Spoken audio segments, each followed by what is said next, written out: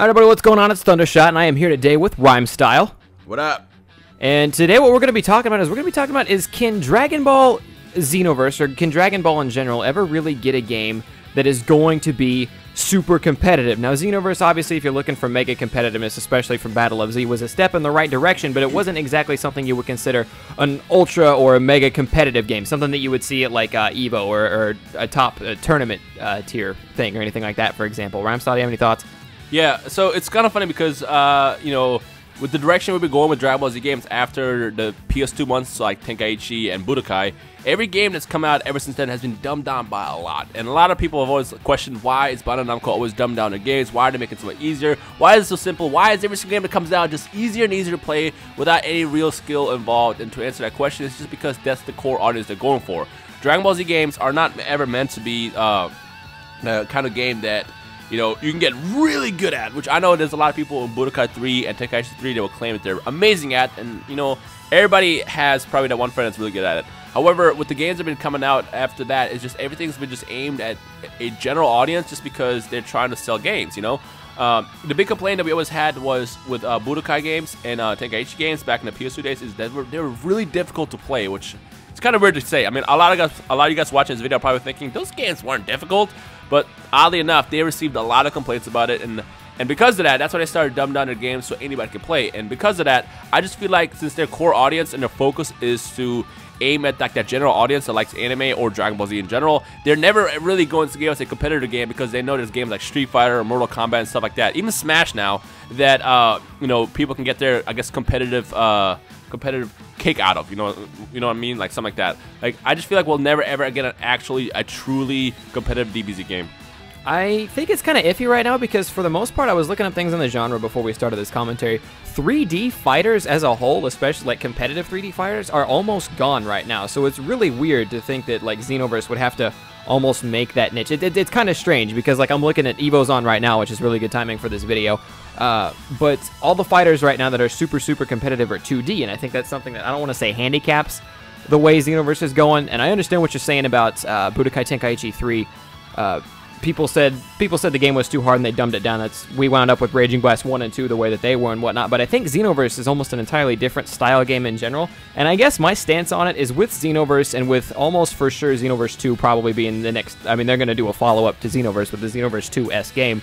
I think Xenoverse was a step in the right direction. So I guess my stance overall is going to say, like, I can't say that the next one won't be competitive. I can't say that we won't get a super competitive one because even Smash Bros. Right now, you mentioned, while Dragon Ball as a whole tailors to a very large audience and they want that to be open to everyone, therefore they kind of dumb down the fighting. They make it a little bit easier so kids or people new to games who just like Dragon Ball can play it. Smash Bros. Is the same way. Smash Bros. Is a Nintendo title first and foremost. In fact, Brawl, they even tried to make not competitive and it still wound up and having a lot of competitive tournaments and things like that. So I think it's possible that you can make a game that's open to everyone, but can also get really competitive. And I think Xenoverse will have to Xenoverse 2 hopefully will take a step in that direction. Right. But I think one main thing that you're going to have to do is you're going to have to make custom characters not the main focus, and that's going to be really hard considering how Xenoverse 1 went. It's funny you're bringing that up because that's the exact point I was going to bring up now. So in the past like month, I've only been playing with regular characters, and it's been a lot more fun just because you don't just build that monster, you don't just build that tank, and then everybody online isn't used to the same fight style. So with me playing with regular characters very often, I usually always play on random.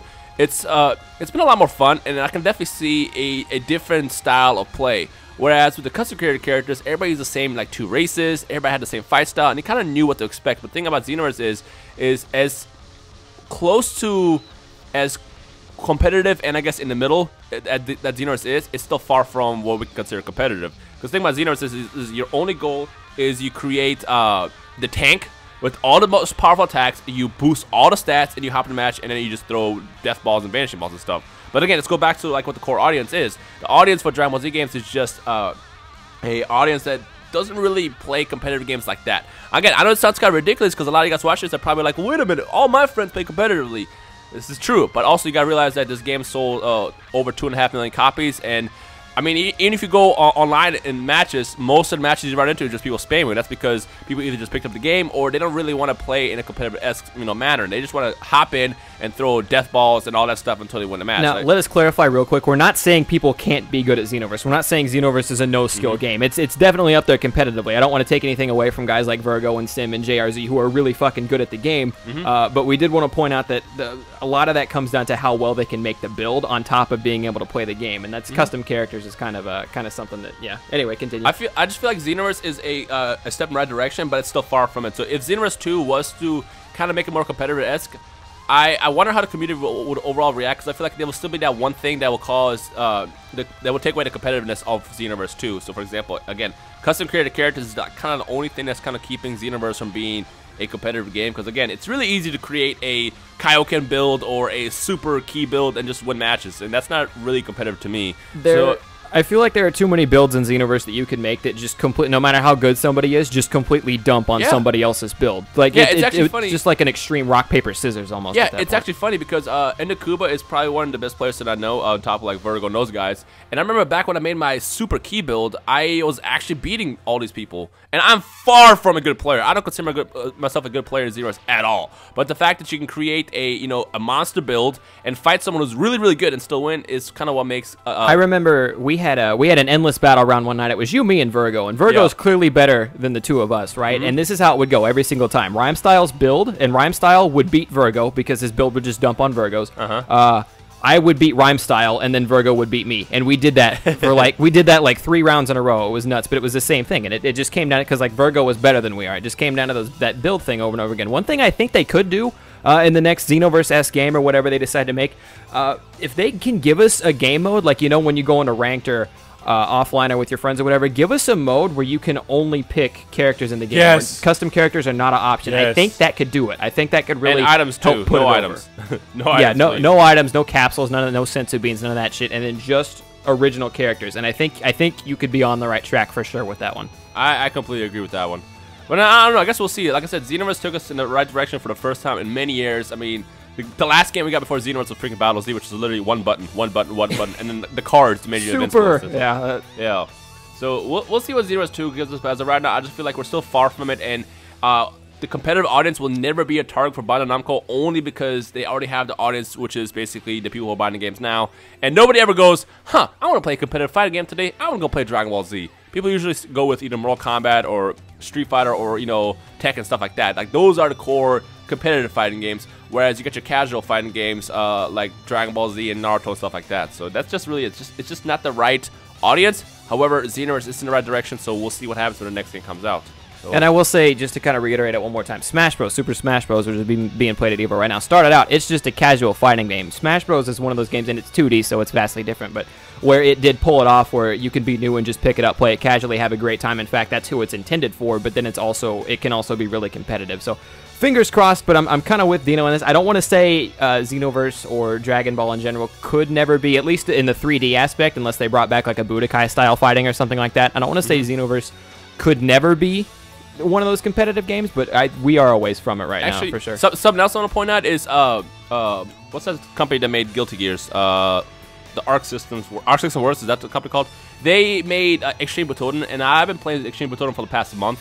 And it's funny because up until the game was announced, I thought Extreme Butoden was going to be literally Guilty Gears with Dragon Ball Z reskin, but literally all they did is they made a basic Guilty Gears style game, threw some Dragon Ball Z skins into it, and kind of dumbed it down. Like, even, Extreme Butoden, which does kind of have a little bit of skill factor in it, is still very much dumbed down so anybody can play, and I don't exactly see it competitive. So it's like, even, when you take a game like that, it's built by a company that makes competitive games, it's still just dumbed down for the general audience. It's just how, that's just a target market that's always going to be for Bandai Namco. So that's the other thing. I will say that it's pretty much what you just said. Since it's unlikely that we'll get the most competitive thing in the world because Bandai Namco doesn't want to make the most competitive thing in the world. That's not like also a part of their agenda. It would be kind of interesting to see like if they ever made like a new Budokai game to come out and back to the 2D thing, and because Dragon Ball always had its own feel for the Budokais. That would be kind of interesting. But anyways, let us know what you guys think of this whole conversation in the comment section down below. Do you not want Xenoverse to be competitive? Are you okay with it being a casual thing, runs its course, then it's done, you pick up the next game